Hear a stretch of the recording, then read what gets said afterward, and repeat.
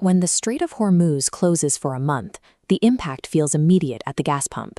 In 40 days, prices spiked 35%. Most of us assume that higher price is the extent of the crisis, but the real threat lies in the quiet failure of systems deeply embedded in daily life, that we only notice them when they stop working. This critical countdown officially began on February 28th. This chart tracks the exhaustion of global reserves, from Europe's dwindling gas supplies to the 3 years required to repair Qatar's helium plants. Based on remaining inventory, economists calculated a survivable window for the global economy of exactly 3 months. At the end of those 90 days, the localized energy shock rapidly evolves into a systemic global collapse. The first system to fail is global agriculture, which is currently entering its most critical planting season.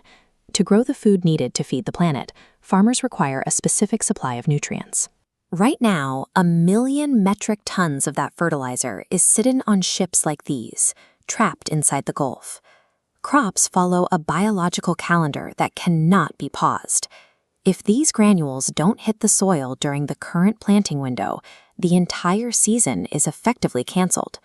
This chart shows how soil depletion compounding over time.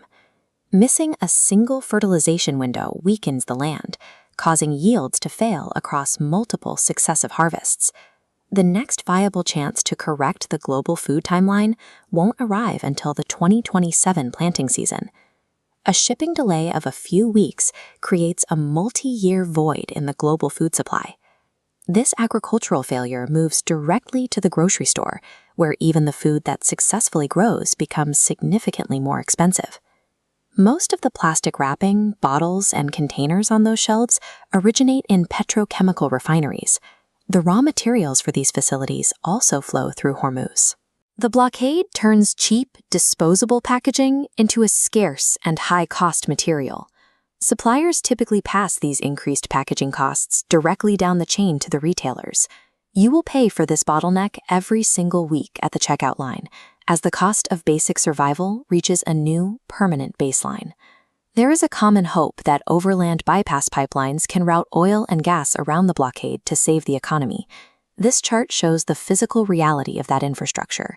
These bypass pipelines have a maximum capacity of 5 million barrels a day. For comparison, the Strait normally moves 21 million. That leaves a 16 million barrel daily gap that cannot be filled by existing infrastructure. The United Nations has begun calculating the human cost of this mathematical deficit. Their projections show that 45 million additional people will be pushed into acute hunger by mid-2026. A permanently closed Strait of Hormuz creates a different world, where the baseline guarantees of cheap food and